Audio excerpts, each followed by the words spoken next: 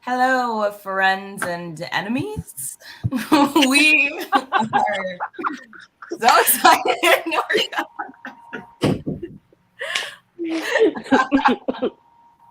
We are very excited to be. That was quite the intro. It's so funny because like when we turn our camera on and we're filming a sit down video, sometimes like just shit will come out of like once I said, yep, thanks Akasha. Once I said once That's her cue. Once I said, greetings, babes, babes, and Beyblades. And like that's just what That's came out.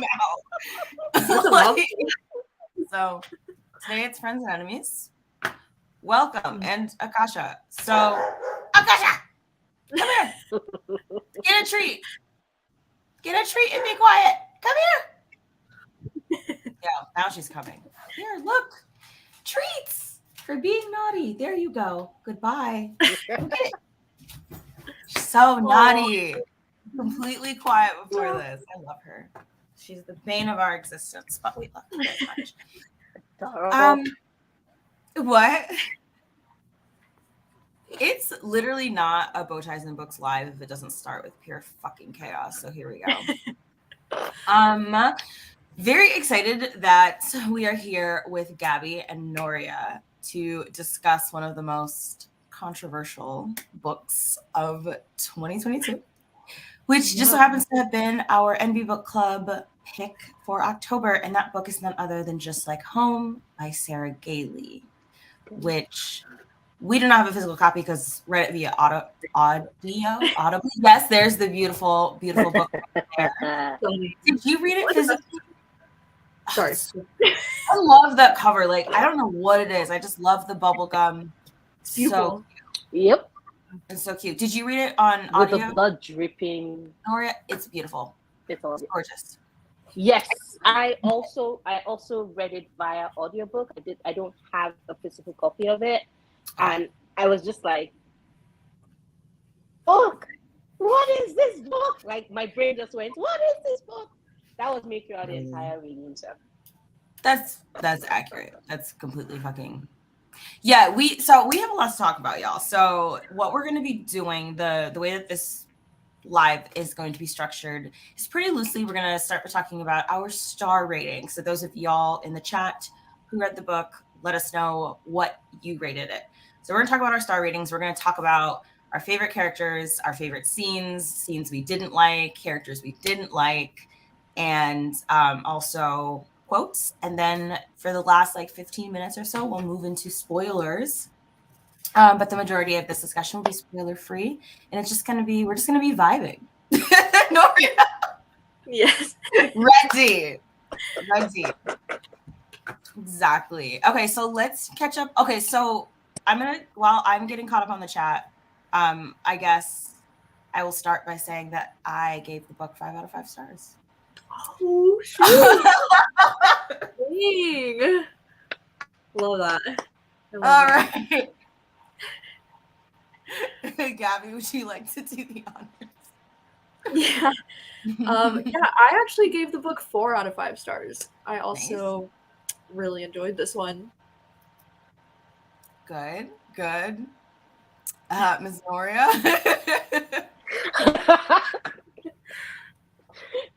I was like, what is this book? What is this book? And just because Sarah Gailey really did that, I gave the book 4 stars because I was like, yo, that was some bold choices. Mm-hmm. Choices were made in this book. Yes. And I'm like, wow. So yes, it was a 4 star. It was a 4 star read for me. Okay. We're out of treats, sweetheart. Yeah, they're gone. There's no more treats. Watch, she'll magically find something to bark at. Okay, go lay down. Good girl. Although, do you know what? Let me take that back. If I'm being honest, the rating, like my final rating, oh my God, my brain is like, choose one, Noria. My final rating is 3.5 stars. And I would say the reason why I removed the 0.5 stars because it's not Sarah Gailey's fault. It is the people that talked about it and had me expect something different. Mm-hmm. Yeah. Not really what I wanted in the way I wanted it. So 3.5. Got you. It's something. I mean, I'm kind of surprised that we all rated it higher because I feel like for so many people that I've seen, a lot of people are rating this one lower. Yeah. So it's kind of surprising. I think that we all enjoyed it for the most part. It sounds like yes. Yeah. We're really, really, really excited to like get into why that is, but yeah, because like for exactly what Gabby was saying, most of the people it feels like in our circle were wow, Akasha's eyes are really creepy. I hate that. Oh my god. Oh my god. That's so funny. Okay, we're just gonna wow, have y'all seen Oculus? Like that's what she looks like. Mm-hmm. Very creepy. Oh my god, I hate it. Okay. Anyway, so hello, cutie. Glad that you are here. Alexis is in the house. Yeah, she's wow, and she's like really lasered in on this moment. Thank you, Akasha. Thank you. So Greta gave it a 4. Sophia gave it a 5. Monty has given it an unrated out of 5. Unrated. Plot twist. Yes, yeah, we're pretty geeked. Okay, so caught up on the comments.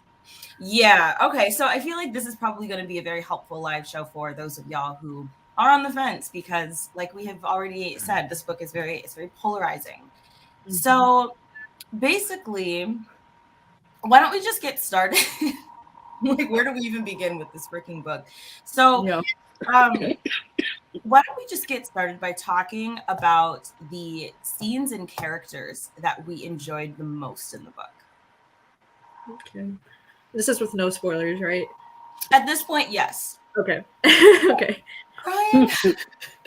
Gabby's ready. She's like, this book, oh my gosh, I feel like I have talked about this book on my book troop live show, so I have like so much like already like ready to say because I'm like I've already been talking about this book so much that I'm just like ready to go. But yeah, like I think some of the things that I really loved about this book was actually the flashback chapters to this character's childhood. I really liked kind of figuring out like what was actually going on with her family and like with her friendship that she had. I really liked, you know, there was like a writing style in this book where it kind of hinted at things that were to come. It was like a lot of foreshadowing of like, you know, like something was going to happen, or like it hinted that like, oh, this was the last time they were friends, or, you know, something like that, like that style of writing. So I love those scenes of like her hanging out with her friend and her like, you know, just with her dad in childhood, just trying to figure out like what exactly was going on. I found the childhood chapters like super intriguing. And if I had to pick scenes that I didn't like, it would be like the conversations with her mom sometimes were pretty hard to read. They were just pretty brutal with the way that her mom would treat her, and those were kind of hard to read. It's not that I didn't like the scenes, it was just like those were hard to get through, I guess. Sure. Yeah. Sure. Noria. And she's gone. I love I have to put on my camera for this because I don't know why my internet is acting weird. So I don't know if you can hear me. We can hear you. So because I was like, I'm about to talk and it's going to be a long conversation. So breathe, Noria. Okay. The things I enjoyed. I enjoyed the writing. I think that Sarah Gailey writes very beautifully, and that came through in the book. I love the symbolism as we are unraveling the past and unraveling exactly what happened with Vera, right? As well as what exactly is happening with the house. I love the fact that, you know, the resolution we get is at the same time, like when her past is fully unraveled is when we actually also get the truth about the house and what has been happening. So I really love how that played out. Okay. I could not stand her mother. I was like, yo, you see, this is the reason why some parents do not have their kids with them at the end of their mortal lives. And if it is that we could bring in some immortal lives in it, I will still be the child being all like, nah, you do not call me. What do you mean by don't call me mom? What do you mean by don't call me mom? Like, okay. So I also did not but like, I'm crying. I found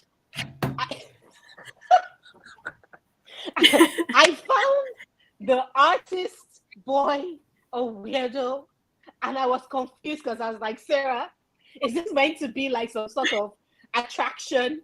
But this does not make any sense. What is happening? Does she hate him? Does she like him? Does she want to fuck him? Does she want to kill him? Sarah, make it make sense. What are you doing? What are you writing? So yes, that is about it. Those are my thoughts for now. We're going to spoiler bits later, but yeah. I'm weak. I love how we can hear the clapping, but we can't see Yes, it. exactly. Yes. Wow. You exhausted Akasha. She laid down. She was like, I'm just here for the tea now. It's like, okay, all right. She feels chastised and shit. She laid right down. That's so funny. Okay, so lots to unpack there. Where does one begin? Kind of somewhat related, but have y'all read or heard of the book? It releases or just released this month. It's called Over Her Dead Body. It's cover looks like this. Where the fuck are you? Oh. This. So this essentially, it's relevant, we swear. It is essentially a thriller where we're following this woman who's very Evelyn Hugo-esque, old woman in this big house. She's acquired a massive fortune and she's dying of an illness, and her children hate her and do not want to be present for it. And then basically when she dies, the kids are forced to get together for the reading of this will. And the will being read changes, like, everything. And then, it's thrillery, that kind of thing. The mom in this book, what was her name? Barbara Daphne? Daphne. What are you digging for? What are you hunting for? Oh, more treats. Got it. Daphne, yes. Ruining the Scooby-Doo franchise. This woman single-handedly.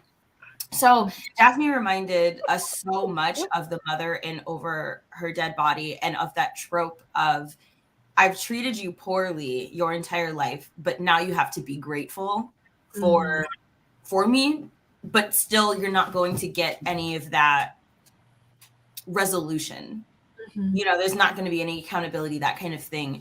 And so for those of like y'all in the chat who haven't read the book, it's basically this really toxic relationship where even as the mom is dying and the daughter that she has been verbally abusive to her whole life is coming back to care for her in her final days, she's still enduring more abuse. So as the reader, it's very unsatisfying. And really early on in the book, the girl is like, hey mom, and she's like, don't call me that.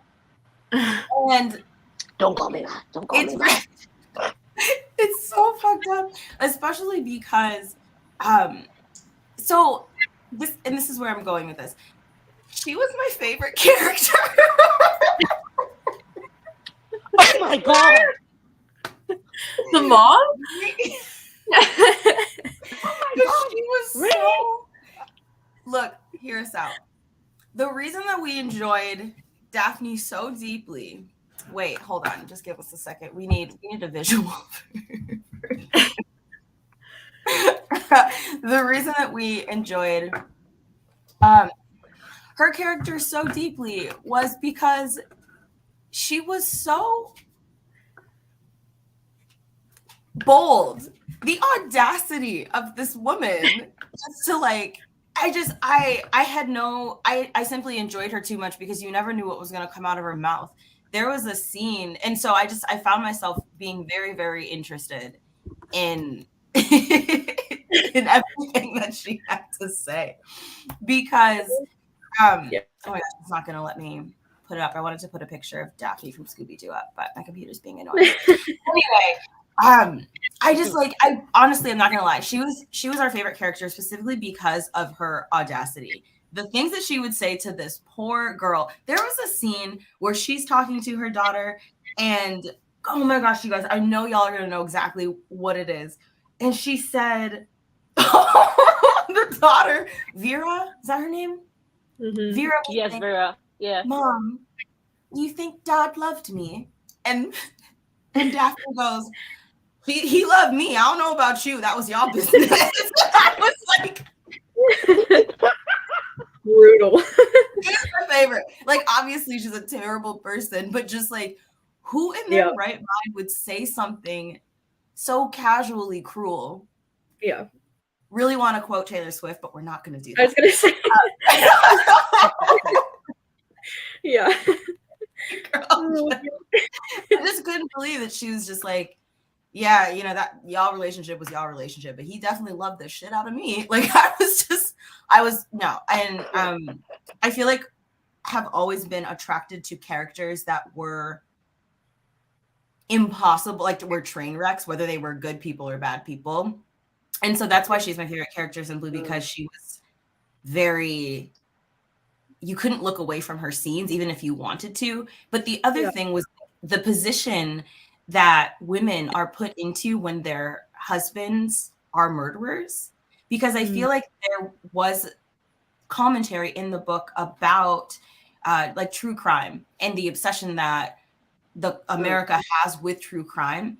And also how women who are married to serial killers are treated when, you know, their husbands' crimes are outed. And I kind of feel like, Noria, how you were saying with the dude, the lodger, whatever you want. The lodger artist, that weird situation was that he was definitely the embodiment of that kind of like, let's exploit what's happened in this household. But also I have this deep fascination with just like the fact that he very clearly had zero empathy actually for Vera and for Daphne, but it was all about like the glory and the situation and like his deep obsession with it. And so I just feel like she was, not that it excuses a single thing that she did, because she's definitely an abusive, awful person, but I think in a lot of ways, like, that was why she was so hateful toward her daughter, was because she was like, in her head, like her daughter was like the reason for all of this unraveling. I don't know. And I think it just made, and I think that's why she was our favorite character, was because I was like, there has to be more in her psychology to explain what the hell, and still none of it justifies a single thing. But it was I was just deeply fascinated. I know. I think this is so interesting that this book can be interpreted in so many different ways. Because I mean, it's hard to talk about without getting into spoilers, but I almost feel like I didn't feel like any sympathy for Daphne's character, because I feel like she was kind of like the mastermind behind what the dad was even doing in a way. Like I kind of felt like she was like, because, you know, I can't talk about it without spoilers, like why I feel that way, but it's like, it's just, I felt like she was kind of behind the reasoning, and after everything kind of unravels, it's almost like, I don't know, like she was almost responsible in a way, and the way that she almost, I can't really talk about it without spoilers, but I just feel like, I don't know, but that's what I think makes her character so fascinating, and I totally agree that, like, sometimes the characters that are the most vile, like, insane kind of characters like that really make a story interesting, and, like, they're the kind of character that keeps you invested, you know? Yes. I can totally see her being your favorite character, you know? Oh my god, what kind of coffee is that? We must know. Starbucks. Oh, it looks so good. Got the pumpkin. It's a pumpkin latte? What? It's the pumpkin Oh, it's the pumpkin cold brew? It's the pumpkin foam on top, and then it's the toffee nut in the oat milk shaken espresso thing. Yeah. Oh, that sounds it's a whole thing. So good, Monty, not Evelyn, you go. And we love this, Kayla being like, I ordered it. Yes. Okay. So, I think although like I found Daphne, I did find her very interesting. I wanted to strangle her. Yeah. But I also found her interesting. Like I'm like, it would be interesting to even strangle you, but your daughter is a better person than I am, so there is that. But I think my favorite character in the book was the house. Hey, fantastic. Okay. I was like, we hear that. And I'm not like, I think I will hold on talking about why the house is my favorite character in the book when we get to the spoiler segment, because it's very tied to the end of the story. So, but my favorite character in the book, definitely the house. Word. It's like, speaking on what Gabby said about Daphne, it kind of made us realize that what are you digging for? It's fine. She's like excavating under the bed. So, and considering the book that we just read, it's giving no. Like, I will take you. I will pack your suit. What are you doing? Oh, hell no. No, I don't want to sleep right here. So, she's so creepy. Like, why did she go and peer over the side of the bed? No. I don't like it. Akasha, what are you looking for? What's over there? Look, if this is my last entry, I just want y'all to know that I did not go willingly. I did not go willingly. Don't let them misgender or dead name me at my funeral. Okay. Oh my gosh, I cannot. You're so creepy. I love you so much, but you're so creepy. It kind of made us realize that all of the characters are not sympathetic ones. Like, none of them are actually innocent in any of this. Not the mom, not creepy chef Vera, not Lodger Boy, artist, Parasite, whatever the fuck he was. He was everything. He was like, I can't stick to a title, so I'm gonna be everything because I don't know, I feel empty inside. I think that Lodger Boy was really empty inside because he was just trash. Absolutely trash. It's true. It's very true. It's honestly very true. Okay, so before, also, Monty, so we haven't announced it formally yet. So I guess this is a good time to bring it up that we have decided that October is continuing into November in this household.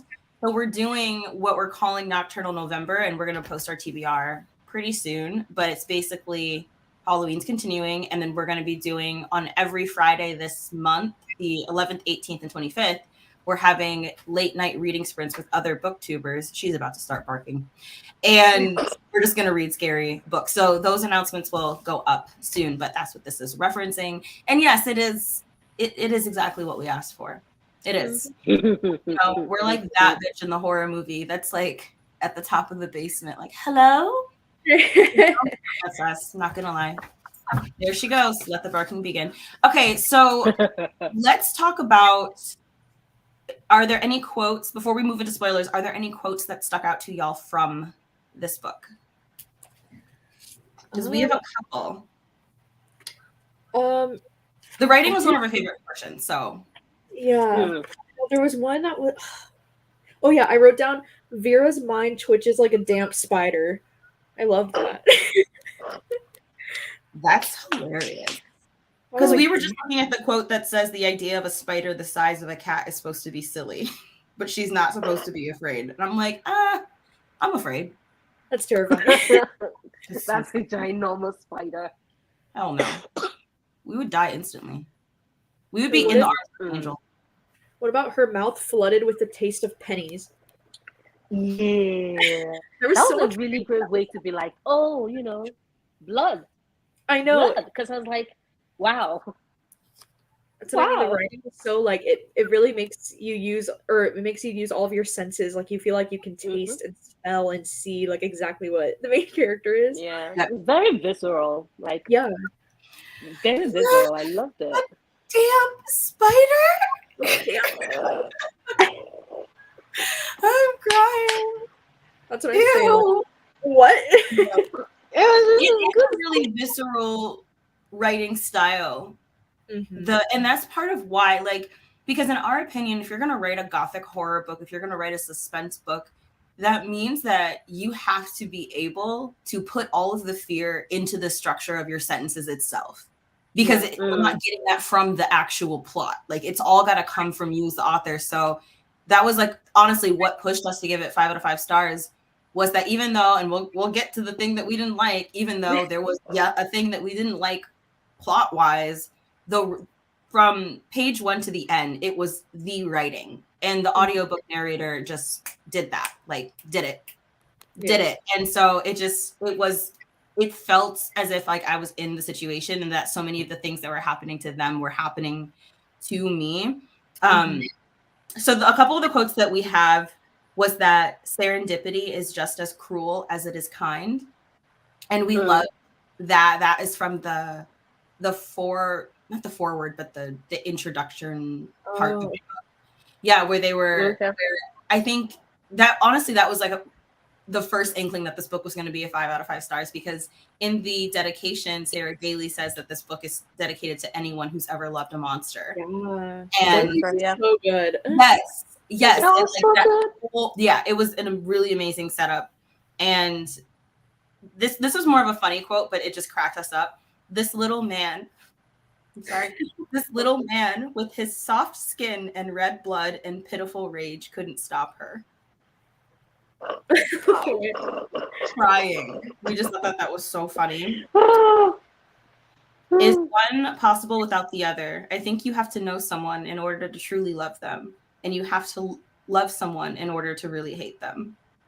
Yeah, to really hate that too. We loved that too. I love that too. I was just thinking that Monty was like, wow, that's impressive if you remember a quote from an audiobook. I don't think I can do it. We've only ever done it once, and Noria knows the quote from Black Sun when Serapio says, we memorized it the second we heard it because like we were that obsessed, and we know where we were. We were walking down the street. We were walking Akasha late at night. It was raining, and we were listening to the freaking book. And then he said, I am the only storm that matters now, and there is no shelter from what I bring. I'll never forget it. We'll never forget it. Never. Rebecca did that. Never. Did it. We were like, oh, so new favorite character of all time. Bet. I got you. Like, we're good. It's oh my God, so good. Okay, so those of y'all in the chat. You know, my favorite quote is it's going to be in the spoiler section, and it's not really a quote, it's a sentence that made me laugh. So when we get there, I would mention it. I don't know, I'm just keeping all my things for the spoilers because I'm like, that scene, I was laughing, but when she was, okay, you know, no, we're about to hop into it. So let's start. Okay, so those of y'all in the chat, I'm going to throw it up here. Spoilers are, there you go. Cute.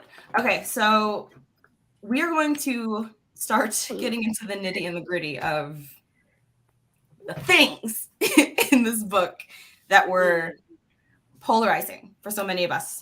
So, Noria, take it away. But before we get into polarizing things, favorite was, you see, when Lodger Boy was all like feeling like, I'm a baddie, be scared. And the house is like, no, the house, the door will not open for you. And then his voice goes all squeaky tiny. I just burst out laughing. But what I distinctly remember was the line when Sarah goes and Eva slams his head hard into the floorboard. The blood seeps into the house and vanishes. And then she goes, is he dead? I died. I was like, he's still alive. He did not just smash his entire head into, he's still, oh my God. I burst out laughing. I rewound that scene so many times. I'm like, what does this say about me that I found so much satisfaction in this scene? Which is why this book was very troubling for me, because I was like, what does this say about me? But this favorite, it was just great. The is he dead line, I was like, yeah, think? Love that. Yeah, think? Like that moment in a horror movie. Once we saw, I think it was Final Destination, where someone got their head cut off with the train went by and it kicked up some metal thing and it chopped someone's head off. And the girl was like, is he dead? Ed is literally in Kansas right now. I think he's gone. I don't think he's gonna pull through. Yeah. Super glue is not gonna fix this. So, oh my god, the way Vera threw James down the stairs in the basement and just left him there. She was so, it was like that scene we took Brandon down in the basement and then cut his belly open and was like, oh wait, I can fix this, I'll be right back, just stay here. And he was like bleeding out. Vera had audacity, for real. Yeah.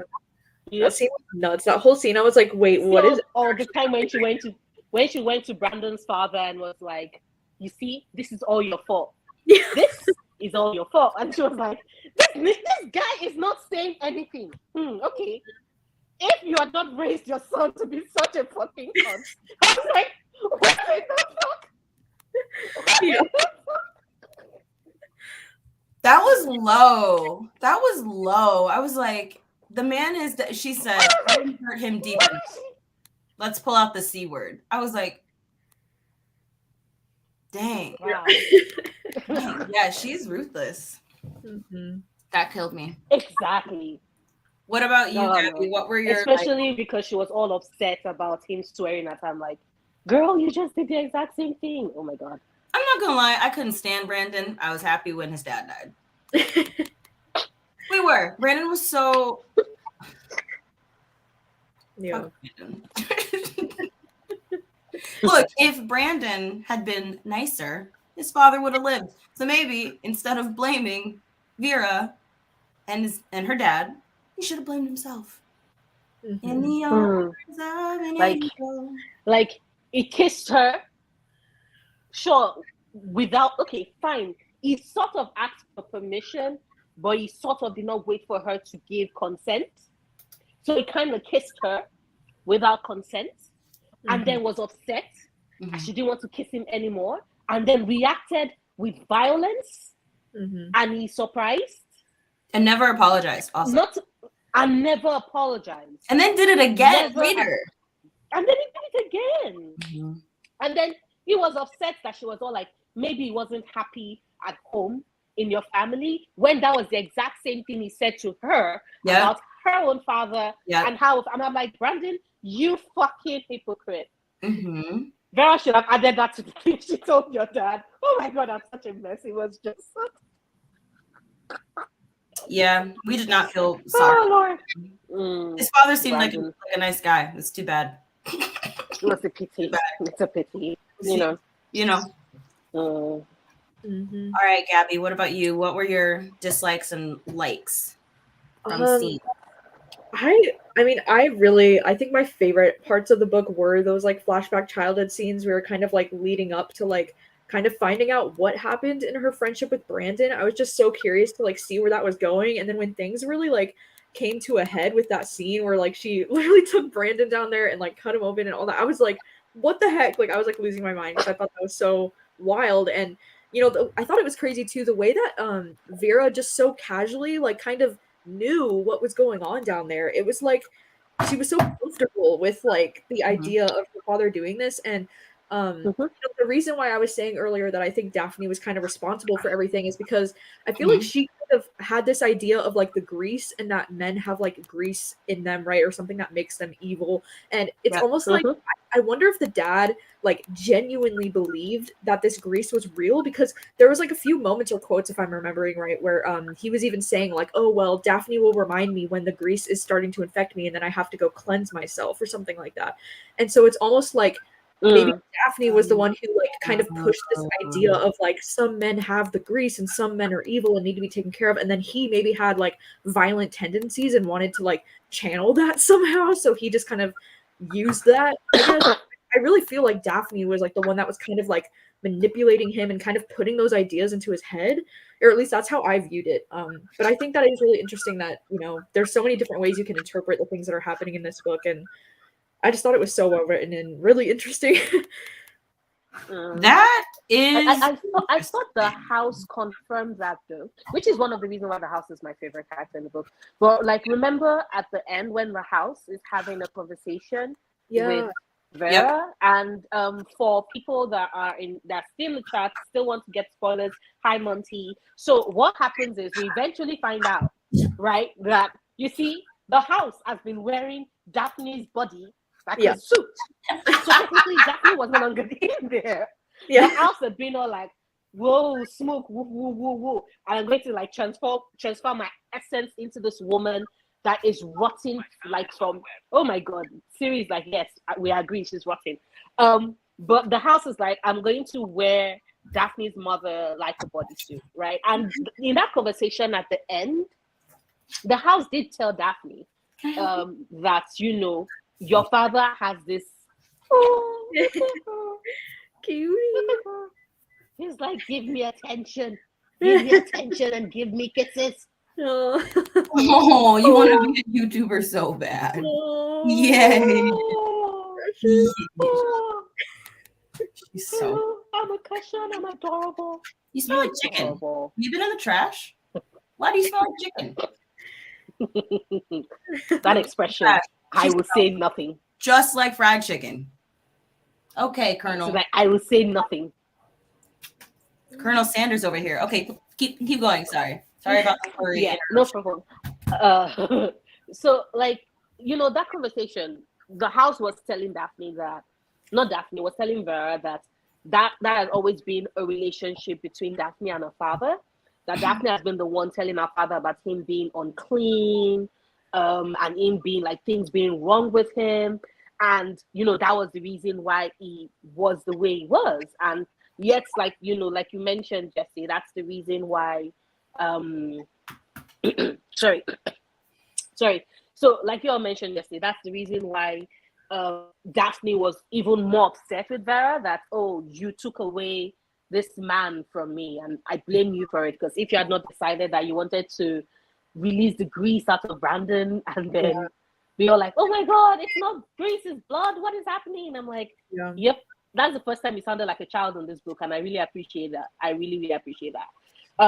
But yeah, like I honestly think that, because I need to do a reread, but the house did kind of confirm it, that Daphne was responsible, which is the reason why I really love the house, because I was like, you know, first the house took out the trash being Daphne, and the trash being Lodger Boy.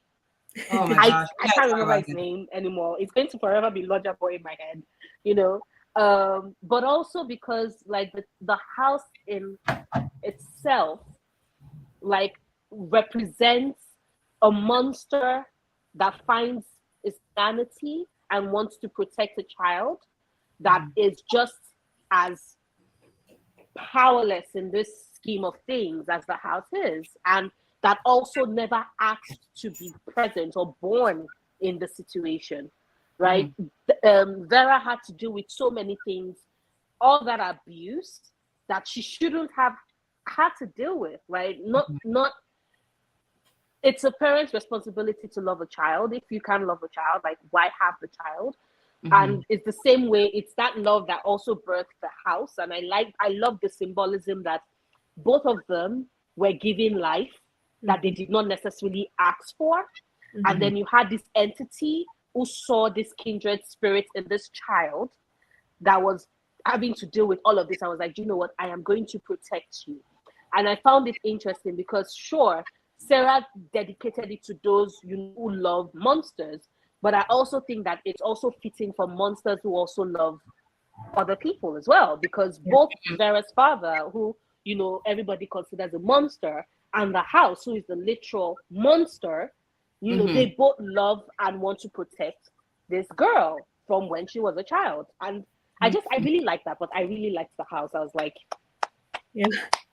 you adorable monster under the bed, you. And when it was all like, you shouldn't have, I didn't want you to see me. You weren't meant to see me. I wanted to give the monster house spirit thing a hug. I was like, you poor dear. You're the black person who died for wiping away all the grease. That was really awesome. I agree. I'm crying. We're like, oh, where's Noria? She's hugging the ghost. All right, well, that's why you got 5 minutes of screen time, Noria. Gabby and my cells, we'd be like, yep, have fun. We sneak right out the back while you. Oh, my love. Aw. That's all you. Funny. Have y'all, okay, so we're trying to find an image to pull up, but have y'all seen Frailty? No, but I heard when we were talking about it at my book trip live show, a lot of people compared it to that and said that They did. Okay. Yeah. Because it's like, so for those of y'all in the chat, this is the movie that we're referencing. We used to watch this with our mom as a child all the time. It's one of our faves.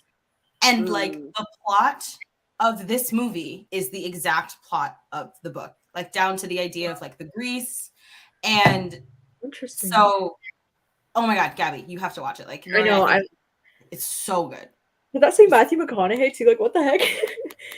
Yeah, yeah, he was a baby in it. It was so good. It was amazing. Yeah, he was just a kid. But personally, and maybe we misunderstood it, but we thought that the grease was a real thing. Yeah. Well, it's kind of ambiguous, right? If like it's never really confirmed or denied if it is, and that's kind of one of the things I liked about it was that we never really know if the grease is real or not. Sure. Right? Yeah. Sure. Interesting. There's something else about this that we wanted to bring up. Not the exact plot. Sarah gonna find themselves in a jail cell. I was gonna say maybe they just watched this movie and they were like, nobody will know. Nobody's seen this. No one will know. How will they know? They're gonna know. It's How will been they know? so long ago. It's been so long ago. The house was wearing a person as a bodysuit. Yeah, I think I'll just continue. It sounds weird when you say it out loud, but I swear it was so cool. No, Gabby, it was weird. Don't lie. You know it was weird. It's fine, but it sounded weird. Jesse, it's weird. But Jesse, think about it, y'all. Think about it. When Lodger Boy saw Let's talk about him. Skin and shoulder and a bit of decay, that was and his voice went like several octaves higher. That was so fucking satisfying. The house was cool. The house was cool. Yeah. Oh my God. Yeah, so that brings us to our so quick aside. Remember when we started the live and she was barking? We realized it's because we had groceries delivered and she was trying to tell us.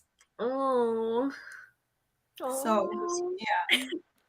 Now we're a bad owner. Now we're Oh, she's gonna get a treat after it. I'm like, I'm sorry, gosh. But no, Lodger Boy was actually the only thing about the book that we didn't like. Same. And it was because somebody earlier on, see if we can find it. We think it might have been Greta, but they were like, oh, because we don't want to like say it wrong, but basically they just talked about how his unraveling really came out of nowhere. And what the fuck? His scenes just kind of like bored me in general. Like he was my least favorite part of the book for sure. He was not compelling. Yeah. He really was not compelling. We don't know. Okay, it's gone. Just like my father. So we don't know. Yeah, we don't know. Gabby. That got dark. It got dark. I'm sorry.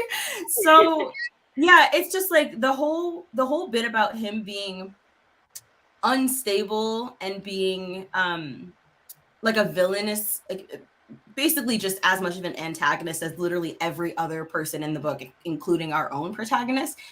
Yeah, I did think that it made sense because what kind of person, real talk, like, and we're actually excluding, so this is my disclaimer, we're obviously excluding people that do real spiritual work, that go to people's homes to help with spiritual healing. We are excluding those people that are like, what he did going into this house of tragedy and like manipulating Daphne into signing over the deed, and every second that he was around Vera asking her to purge herself of her childhood trauma, and like just all the way that he went about it was predatory. And so it wasn't that it was like a surprise that he showed his ass, because it's like you could see that from the beginning. That there's clearly inherently something wrong with someone who would do this. But the fact of the matter is that he just was not an interesting character for me to care about the fact that he was a villain in the story. Yeah, we were like, we didn't need him. Yeah. The book could have proceeded without him. In my opinion, he added nothing. I don't know if y'all feel that way, especially those of you who've read the book, but he added nothing to the story. I feel like he was only there to like make the climax like more intense in a way, but otherwise, yeah, he's makes sense. Useless. I also think that it's possible that he's there to be the symbolic turning point, because Vera did admit that all this while she had this hunger, and now after she's killed him, she's satiated. So I think he also represents that he's going to, like, there are going to be murders starting off. She's going to be our father's daughter in every sense of the word. And he was the first person. Technically, we could say it was Brandon, but she was a child then, so you know we could give her that. But like, this is the first person she actually chooses and decides to kill as an adult. And I saw, like, he's insignificant. Any other, we could have brought in any other person. Hell, I think even his father, who is just as much of a parasite, but we never really get to meet because that man is dead. I think he was even more, he played a more significant role in that, you know, we could see, like, oh, he was the antagonist of her childhood, you know, basically preying on her and her vulnerabilities to get all that secret so he could write like something juicy. And the boy was a wannabe daddy's boy who clearly wanted to recreate what his father had achieved with the Crowder house and with Vera Crowder as an extension of that. And he failed. He failed woefully. He's a failure as an artist. He's a failure as a lodger. He's a failure as a parasite. He's a failure as a person. He's a failure as a character. He's a failure. Yep. Thank you. Thank you for coming to my TED Talk. Lodger is a failure. That's it. We're weak.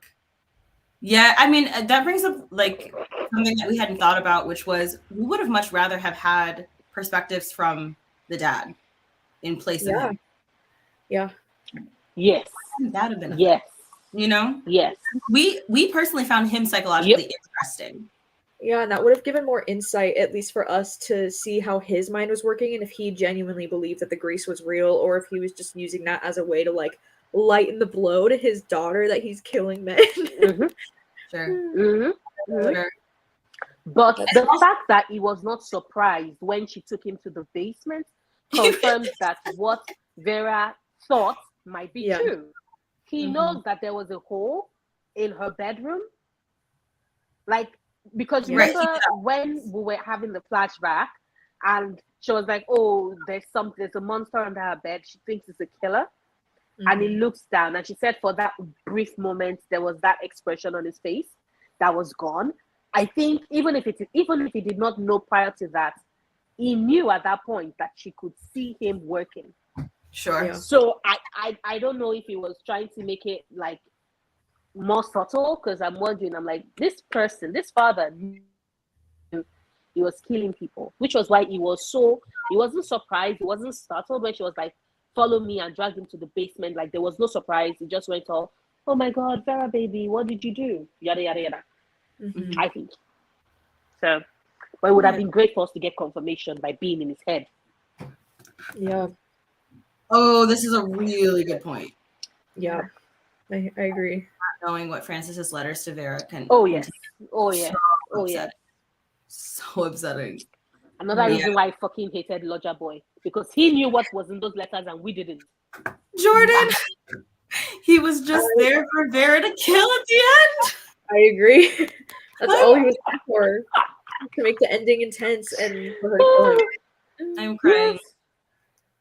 We love it. We love it here. That's so fucking funny. That's pretty much all that. I don't think we have anything else to add about the book. What about you two? Is there anything else we didn't touch on? I don't think so. We're excited that this is ending so that we can watch your live show, Gabby, because we didn't finish the book by the time your live had happened. So we're so excited. Yeah, I know that live was a good time too because Mandy ended up enjoying it too. So it was just like positive vibes, and there was a lot of people in the chat just like roasting it the whole time. Yeah, but it was good. So excited. We need to have a frailty buddy watch. I don't know. Do you think that the reason why people were so upset with how the book planned out was because like like for example, I mentioned that was the reason why I gave it a 3.5 stars. Because when I heard about it, it was like, oh, it's a horror book, and later on I was like, okay, I should have asked for more specificity because like it's body horror, but it's not supernatural horror. It had a bit of supernatural horror, but it did not really go as far as I wanted it to. So is it possible that the reason why a lot of people were really disappointed was that they had like a different expectation of what the book would give?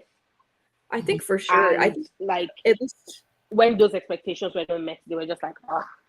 Yeah, I think people really were upset about the ending because I think, at least from what I saw in my live show, there were a lot of people that were saying the ending ruined it for me, and the ending was just too ridiculous for them to get on board with. And like, I can totally understand that. I think the ending is definitely like this author taking a risk with an ending that's definitely going to be polarizing. But at least for me, I'm the kind of person that I can appreciate when there's kind of like a bold ending that's unexpected and chaotic and different. And I think that makes it stand out among a lot of different horror that I read. And I don't know, I appreciate it, but I can totally see why people would be like, hell no about that ending. Yeah. So personally, and I think some people would have wanted like a form of redemption in the story, but this story was not meant to have a redemption. Like, how do you redeem these characters? The daughter of a serial killer who, no, there's no redemption. No, we're not gonna go to confession and then start a garden. No, no, absolutely. It's horror. No, I'm so absolutely not. So we talked about this in our House Across the Lake vlog, because again, that's a very polarizing book, and we read it for our, reading books that booktubers hated series. And it's the same kind of thing where the conclusion that we personally have drawn is that the booktube community as a whole, right? So not everybody, but on average, does not like when they go into a scary book that's supposed to be one genre and it ends up another. They don't like being surprised with a new genre. And also, I've also noticed that the booktube community doesn't enjoy when thriller horror books combine genres. So if it's supernatural, they want it to be supernatural. If it's a suspense psychological, they don't want a supernatural twist. Like that's usually like I've noticed that booktubers tend to like books that are very like they fit more cleanly into a category, and maybe that's because those of us who like to read thriller and horror, we like this kind, and so when you add in like another element, it makes people feel away, which is understandable if like you have preferences. I don't have preferences for thriller horror books. I like it all. So I'm trying to think of if there's like the only time I get annoyed by the type of twist is if the book just becomes romantic and loses the thriller component. That's like the only time. So I don't care if like there's a ghost all of a sudden or a creepy house or body horror or whatever, if it's well done.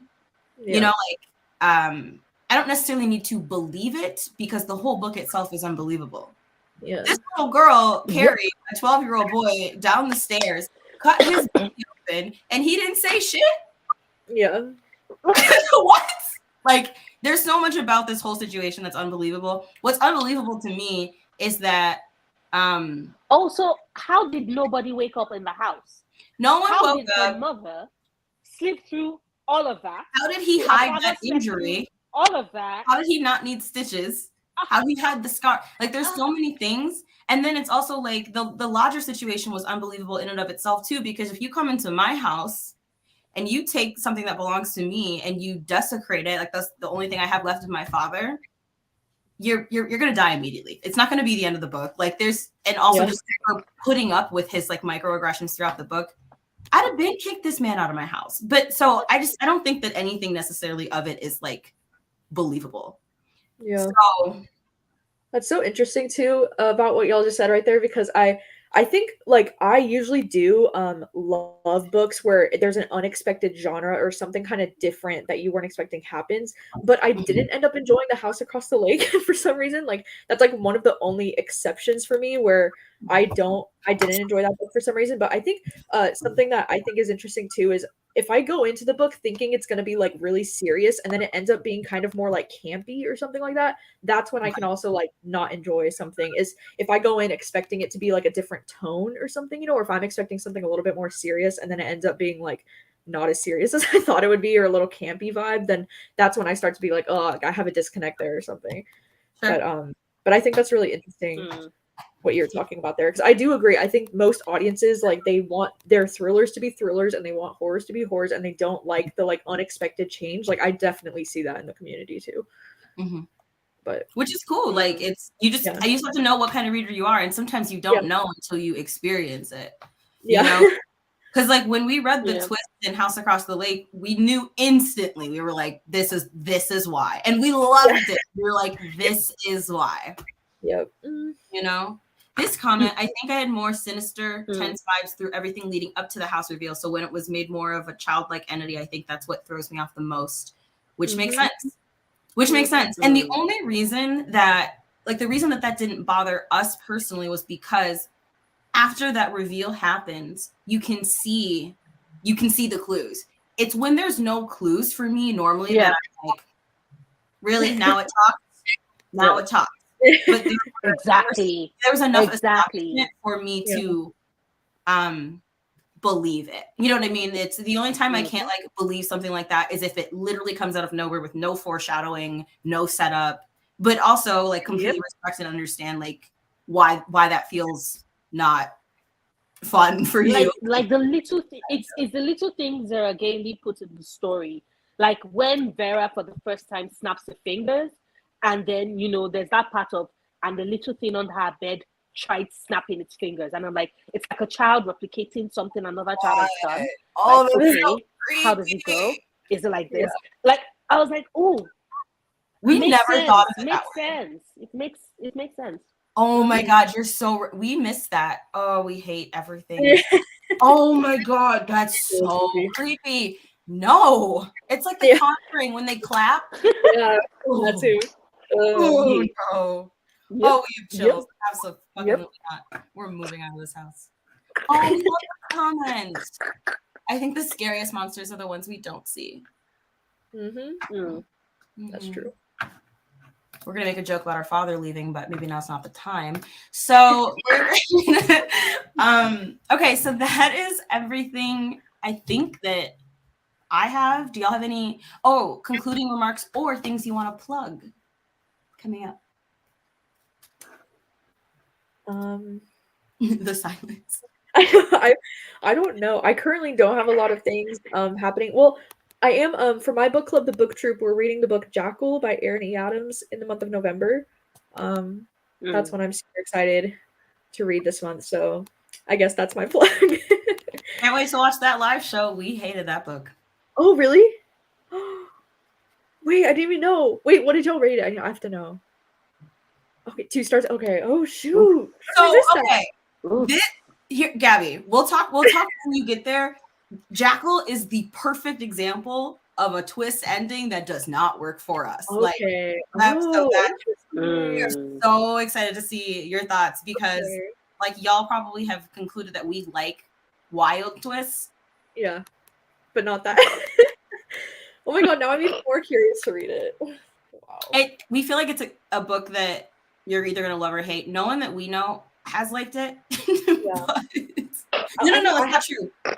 Where the Reader Grows gave it 4 stars. Okay, I haven't really seen any reviews for it yet, so I wasn't sure, but that's wild. Oh no. Oh. No, it's gonna be fun. You're gonna love it. I'm scared. It's gonna be great. Shoot, well, never mind. Oh, we cannot wait for that. Noria, do you have anything for the class? No, I have nothing to. I've not been making content. I've fallen ill like twice in the space of a month, so I've just been resting, angry at the world, but also being all like, oh, what would happen if my house came alive? Which is weird thoughts to have in the middle of the night. I do not want anybody to like just like don't. You would try and make friends with the house. You already know what's gonna happen. Why are you asking? You already told us what you would do. Pondering over, like what? Yeah. I love you. You're like, oh, you hold all my secrets and memories. You know me better than anybody knows me. Lord. I'm crying. I really hope that we're together in a horror movie because I will leave you as the bait. Like, I'm sorry, Noria, there can be only one. No two Black people have ever made it out of a horror movie alive that wasn't directed by a Black person. So there gotta be some cuts. There's gotta be some cuts. You know. We had a good run, you know. Oh, but yeah, no, I don't have anything to plug. I don't have anything to plug. Okay. Well, I think that's about it. Mm-hmm. Itching now. I am really Akasha's eyes are so creepy. I am so honored that both of you guest hosted this month. Thank you so much for coming. We're gonna throw it on the screen. Go Court. This is the book that we're reading this month for ENBY Book Club. It is by a two-spirit individual who has previously written poetry. And this is his first novel. And it's about a gay Indigenous student exploring his identity and his sexuality. And it's supposed to be incredibly gorgeous, like incredibly beautifully written. So we're very, very excited. And then our guest hosts are Bear of Etu Brody and Kim of Native Lady Book Warrior. And we're very excited to have them. So definitely not too late to join. Get your book. And this was fun and chaotic. Now I'm going to go get my groceries that have been sitting in the cold that my dog tried to warn me about. So fun. Thank you for having me. Thank you for showing up in the comments and participating in the wildness. Thank you. We'll see you next time. Yeah.